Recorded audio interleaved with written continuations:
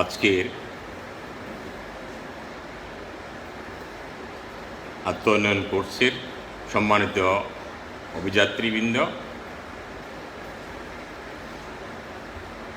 আমরা যে একটি বিষয় নিয়ে ধারাবাহিক আলোচনায় ব্রতী হয়েছি সেটা হচ্ছে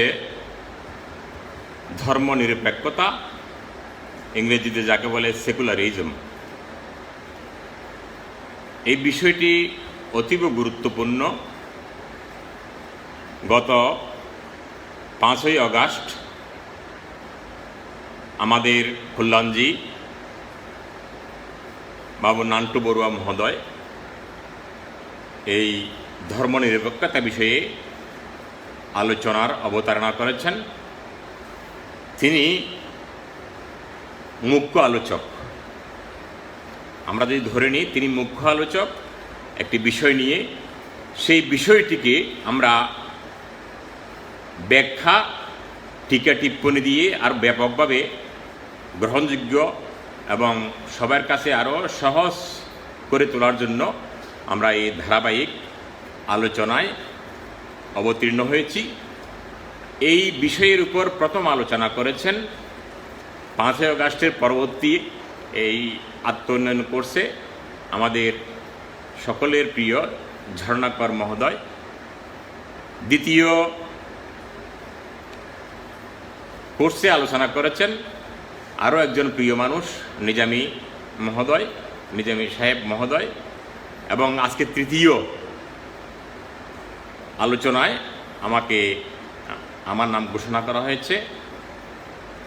এই মুখ্য যে আলোচনাটি প্রথম সূত্রপাত হয়েছে আমাদের কল্যাণজি নান্টু বড়ুয়া মহোদয় কর্তৃক। এই আলোচনাটি ছিল 1555 শব্দে একটা আলোচনা। সেটা আমি হার্ড কপি করে নিয়ে আসছি। এখানে নান্টু বড়ুয়া মহোদয়ের সম্পূর্ণ এই আলোচনাটি আমি লিপিবদ্ধ করেছি। এখানে হয়েছে ওনার এই আলোচনাটা 5 পাতায় 1555 শব্দে উনি শেষ করেছেন। এখানে বিষয়টি হচ্ছে ওনার আলোচনায় যে গুরুত্বপূর্ণ বিষয়গুলি এসেছে সেগুলি নিয়ে আমরা যদি আলোচনা করি তাহলে এই আলোচনার ধারাবাহিকতা উপসংহারে আমরা উপনীত হতে পারব। প্রিয় অভিযাত্রীবৃন্দ, এই ধর্মনিরপেক্ষতা এটা একটা জটিল বিষয়। এই শব্দটা, এই বিষয়টা পৃথিবীতে অবতীর্ণ হওয়া উচিত ছিল না, কিন্তু তবুও অবতীর্ণ হয়েছে। ধর্ম মানে কি? ধর্ম অর্থাৎ বৃষ্টির জল মেঘ থেকে ঝরে পড়বে, সমুদ্রে লবণাক্ত জল থাকবে, নদীর পানি মিষ্টি হবে, বর্ষা, হেমন্ত, শীত, বসন্ত এই ঋতু অনুযায়ী আঞ্চলিক ভিত্তিতে আমরা বসবাস করব। আরও প্রাকৃতিক অনেক নিয়মের সমন্বয়ে প্রকৃতির ধর্ম। সেই ধর্মকে যখন আমরা নিজেরা, যারা ধূর্ত কিছু ব্যক্তি সমাজের, আমরা যখন হস্তক্ষেপ করলাম, তখন এই ধর্ম হয়ে গেল যার যার, সকলের ধর্ম আর থাকলো না। এবং প্রাকৃতিক যে ধর্মের কথাটা আমি বললাম সেটাও রইল না। ধর্মটা এটা ধর্মান্তরিত হয়ে গেল, এটা অর্থের বিকৃতি হয়ে গেল। আমি বলবো প্রত্যেক ধর্ম কেন সৃষ্টি হয়েছে সেটা আমরা যদি একটু গভীরে যাই আয়নার মতো পরিষ্কার হয়ে যাবে। যেমন আমি বলি, বেদবিধির পর শাস্ত্র কানা, আরেক কানা মন আমার। এসব দেখি কানার হাট বাজার। পণ্ডিতকানা অহংকারে, মাতবরকানা ছগল করে, আন্দাজে খুঁটিগারে, জানে না সীমানাকার। আমি গত সপ্তাহে বান্দরবানের পার্বত্য এলাকার একটি স্বনামধন্য বৌদ্ধ অধ্যুষিত অঞ্চল এবং প্রতিষ্ঠান, সেই প্রতিষ্ঠানে গিয়ে আমি যে কোনো কারণে গিয়েছি।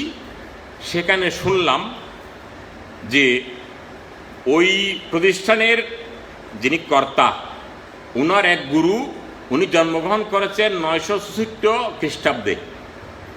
তিনি এখনও প্রত্যেক রাত্রে ওই প্রতিষ্ঠানে আসা যাওয়া করে।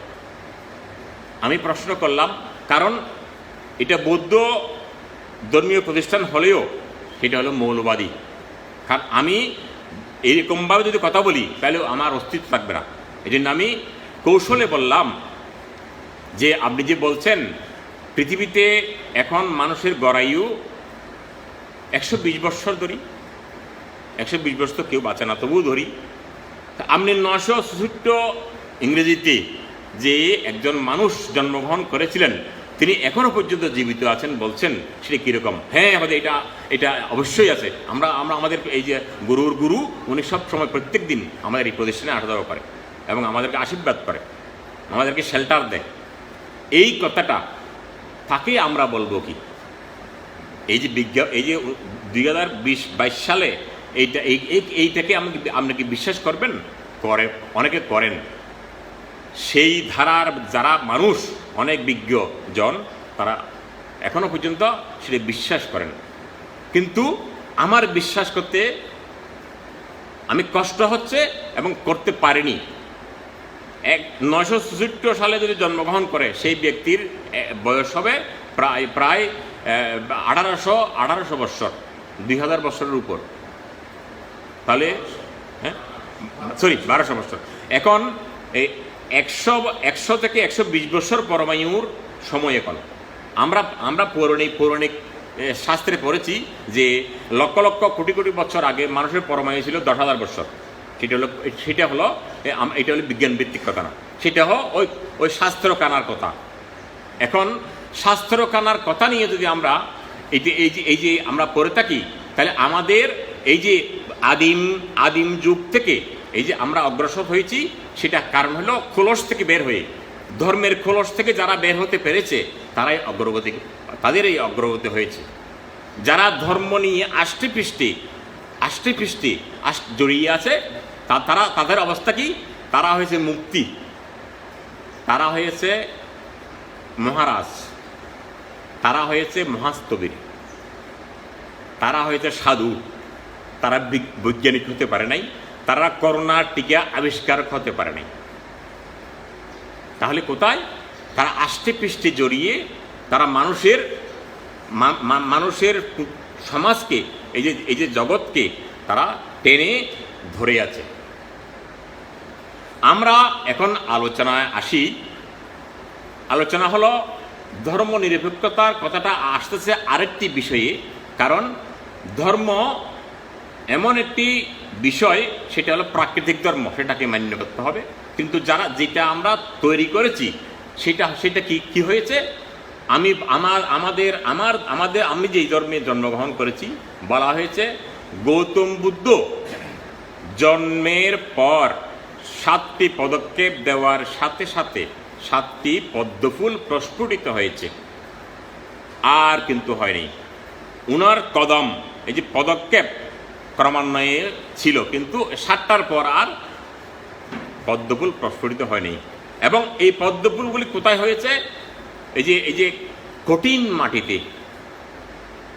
ওখানে কোনো পদ্মফুল বা কোনো বৃক্ষ, কোনো রাজি, কোনো লতা গুল্ম উৎপন্ন হওয়ার মতো ওখানে ছিল না। তো এই যে আবার আরেকটা কথা বলা হয়েছে যে গৌতম বুদ্ধ মাতৃজুনি দিয়ে ভূমিষ্ঠ হয় নাই, মায়ের ডান পাশ দিয়ে। এখন যদি সেইটাকে আমি সবাই যদি বলি সত্যের নিরিখে, তাহলে এটা কি বিশ্বাসযোগ্য কথা? এটা কি দেবত্ব আরোপ করা হয়েছে? কে করেছে? আপনি করেছি। গৌতম বুদ্ধ বলে নাই যে আমাকে আমি জন্মের পর 7টা পদ্মফুল হয়েছি এরকম লেখক, এরকম বলে নাই। আরেকটা বিষয় যে বুদ্ধের ধর্ম মানবের অন্তর, মানবের অন্তর যতক্ষণ উর্বর থাকবে, এই যে গৌতম বুদ্ধের ধর্ম, এটা ধর্ম না, এটা দর্শন। এটা গেল একটা, কিন্তু এটাকে ধর্ম বানিয়ে আমাদের উপরে চাপিয়ে দেওয়া হলো। বলা হলো কি এই আজে বাজে এই যে গল্প কাহিনী দিয়ে এটাকে ভরপুর করা হলো। প্রকৃত ধর্মটা চাপা পড়ল। প্রকৃত ধর্মকে যদি আমি প্রকৃত দর্শনকে যদি আপনি এখন উদ্ঘাটন করতে চান, আপনি পারবেন না, অনেক কষ্ট হবে। কারণ এই দর্শনটা বিভিন্ন মিথ্যাচারে চেপে গেছে। ওখানে আরো বলা হচ্ছে কি যে বান্দরবান রক্ষাকারী দেবতা আছে, তোমার এই ঘর রক্ষাকারী দেবতা আছে, বাংলাদেশ রক্ষাকারী দেবতা আছে। তা আমি বললাম যে বলতে এই দেবতাদের আর কোনো কাজ নাই, এরা শুধু আমার ঘর রক্ষা করো। আমি যদি বিএসআরএম রড দিয়ে ঘর না বানাই, কনফিডেন্স সিমেন্ট যদি না দিই, আজেবাজে সিমেন্ট দিয়ে যদি ঘর বানাই, তো এই ঘর রক্ষা করবে? দেবতা রক্ষা করতে পারবে? হয়তো আজেবাজে কথা বললেন কেন? আজেবাজে কথা তো না মানতে, আপনি যে বলছেন যে আমার ঘর রক্ষাকারী দেবতা, নান্টু বাবুর এই যে কল্যাণজির এই বিল্ডিং রক্ষাকারী দেবতা, এগুলো আর কোনো কর্ম নাই, শুধু আমার ঘর রক্ষা করার জন্য। যে এই যে আজে বাজে, এই যে কি কালাম পাটেলেন আমার সাঁই দয়াময়, এক এক দেশে এক এক রকম, কেউ লেখে ডান থেকে, কেউ লিখি বাম থেকে। এটা কি প্রাকৃতিক ধর্ম হলো? এটা হলো আমার বিষয়। যে জিজ্ঞেস করলো এই সনাতন ধর্মের লোকেরা কোন দিক থেকে লেখে, তখন শিষ্যরা বলল হুজুর ওনারা লিখে বাম থেকে, আমরা ডান থেকে লেখো। এই এরা কোন দিকে ইয়া করে, ওই প্রার্থনা করে, বলে পূর্ব দিকে লেখো, পশ্চিম দিকে করো। এরা কি এই ধর্ম যাদের কি পরে, মানে সিলাই ছাড়া কাপড় পরে, তুমি সিলাই কাপড় পরো। এরা কোন কাপড় পরে? লাল, তুমি সাদা পরো। এরা মৃত্যুর পর কি করে? আগুন জেলে তাদের দেহবর্ষ করে, আর না তুমি মাটিতে কবর দাও। তারা ওই ইয়া কি করে, ওই কোরবানি কি করে, বা পশু বলে কি করে, ছাগল করে। তুমি একটু বড়তে আমার গরু বা ওই দুম্বা করো, অ্যাভেলেবেল। তো তারা কীভাবে কাটে? এক কোপে কাটে। তো আমরা বলো 2.5 কোষে কাটবো, কারণ এক্সট্রার সাথে একটা মিল থাকতে পারবে না। এই জন্য হচ্ছে ধর্ম নিরপেক্ষতার প্রশ্ন আসতেছে। সেই জন্য আমরা যে সবাই গরু, সবাই ছাগল একইভাবে কাটতাম, একইভাবে ধর্ম পালন করতাম, তাহলে তো ধর্ম নিরপেক্ষতার প্রশ্ন উঠতো না। উঠতেছে কারণ আমরা একজন এক এক রকমভাবে আমরা যার এই প্রতিযোগিতার মাধ্যমে হ্যাঁ এক ধর্ম অবলোকন করে এইটা অনুশীলন করে, এটার উপরে এটাকে কীভাবে অতিক্রম করা যায় সেই মনোভাব নিয়ে এইটা সৃষ্টি হয়েছে। সেই জন্য ধর্ম নিরপেক্ষতার এই যে প্রশ্ন উপনীত হয়েছে। আমি আরও একটু বলি, ধর্ম নিরপেক্ষতার বিষয়টা এখন এমনভাবে এই যে আমাদের কাছে গ্রহণযোগ্য, আমাদের আলোচনার বিষয় হয়ে উঠেছে ওই জন্য যে নান্টুজি বলেছেন, যেমন হিন্দুরা দুর্গাপূজা করছে ঢোল পিটিয়ে, একেবারে আরতি করে, কিন্তু তারা অন্য ধর্মাবলম্বী মুসলমানদের বলতে পারবে না যে আমরা এখন দুর্গাপূজা করছি, ঢোল বাজিয়ে তোমরা আজান দিতে পারবে না।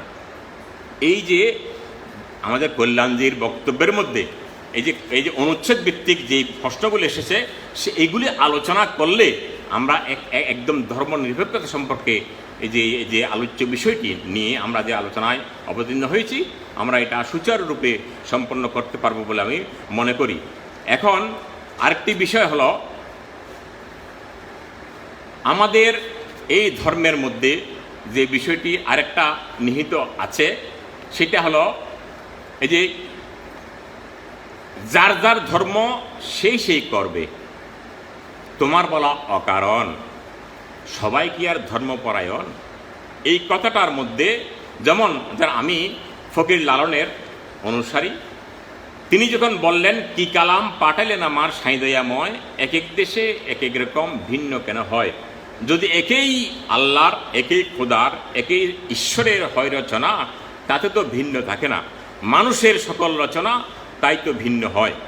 এই কথাটা যখন প্রচার হলো, তখন উনাকে আক্রমণ করার জন্য শত শত মৌলবাদীরা তার উপর ঝাঁপিয়ে পড়ল, চুল কেটে দিল, ঘরে আগুন দিল। তখন উনি বলে উঠলেন, যার যার ধর্ম সে করবে, তোমার বলা অকারণ, সবাই গিয়ে ধর্মপরায়ণ। মানেই বলা হচ্ছে কি, তোমরা যারা আমাকে মারতে এসেছ, তোমরা কেউ ধর্মপরায়ণ নয়। কিন্তু তারা সেটা বোঝে নাই। সাঁইজির আধ্যাত্মিকতার মার্গ এত ঊর্ধ্বে, সেই কথাটা তারা বুঝে। এখন বুঝলাম এই কথাটা এটা বুলেট মারা হয়েছে ওই মৌলবাদীদের উদ্দেশ্যে, যে সবাই গিয়ে ধর্মপরায়ণ, তোমরা ধর্মপরায়ণ নয়, তোমরা ইচ্ছে মতো তোমরা চলো, এই জন্য আমাকে মারতে এসেছ। সেই জন্য উনি বলেছেন, এমন মানব সমাজ কবে গঠন হবে, যেদিন হিন্দু, মুসলমান, বৌদ্ধ, খ্রিস্টান জাতিগোত্র নাহি রবে। আবার পূর্বের সময়ে ফিরে যাওয়ার জন্য আহ্বান করেছে। সেই জন্য মহাত্মা ফকির লালন ধর্মর বিষয়ে এত যে সেন্সিটিভ, সেটা মানে কল্পনাই করা যায় না। পণ্ডিত কানা অহংকারে, মানে কি, পণ্ডিত কানা অহংকারে, মাতবর কানা ছুগল করে, এক কানা কয় আরেক কানারে, চলো এবার ভব পারে, নিজে কানা পথ চেনে না, পরকে ডাকে বারে বার। এসব দেখি কানা হাট বাজার। আপনিও কানা, আমিও কানা, কিন্তু আপনি অভিনয় করছেন আপনি কানা নয়। আপনি আমাকে ডাকছেন যে দিলীপ বাবু চলো আমার কথা শোনো, তুমি ভব পারে যেতে পারবে, কিন্তু আপনিও কানা, আমিও কানা, এখানের মধ্যে জিরু। সেই জন্য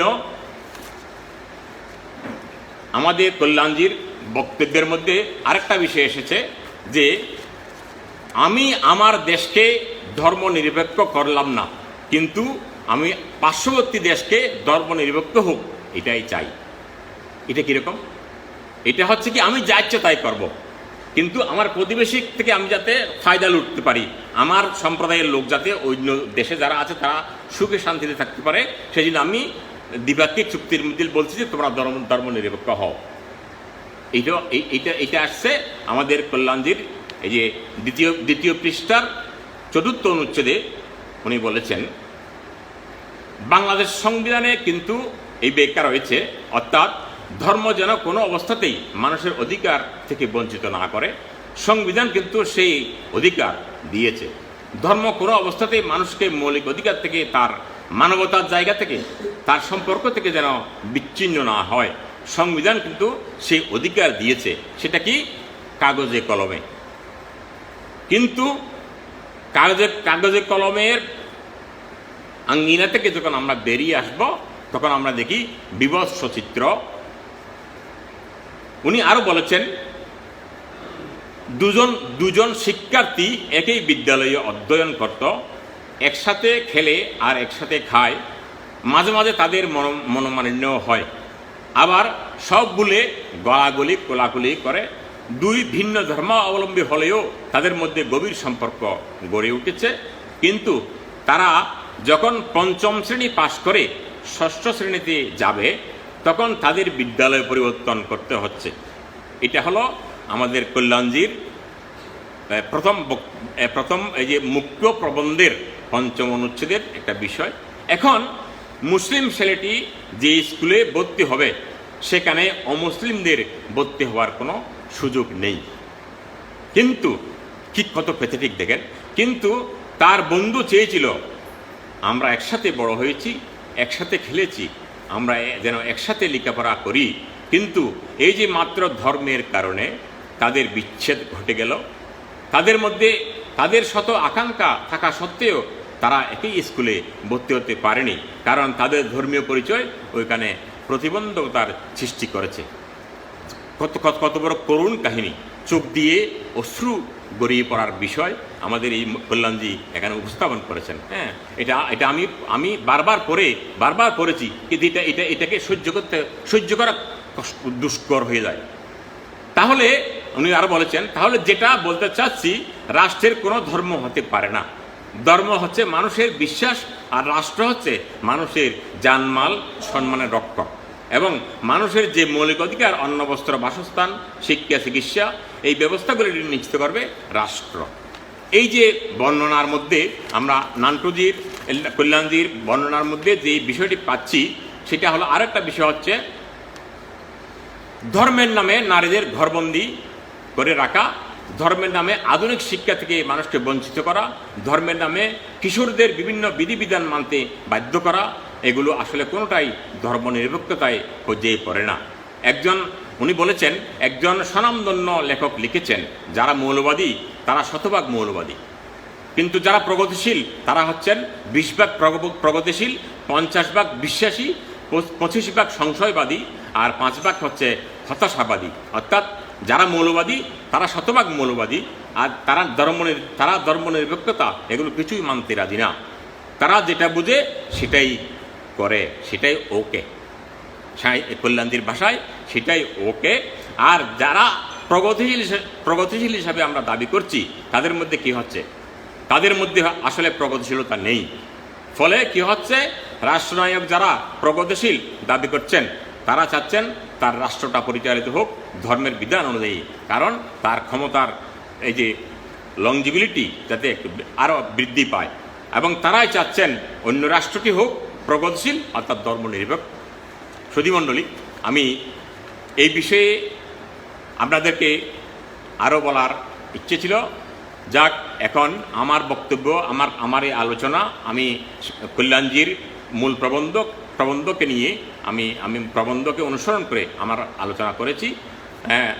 জানি না কতদূর আমি সফল হয়েছি এবং আপনাদেরকে সন্তুষ্ট করতে পেরেছি। যাক, আজকে এই পর্যন্তই। সকলকে ধন্যবাদ জানিয়ে আমার এই বক্তব্য এখানে শেষ করলাম। ধন্যবাদ।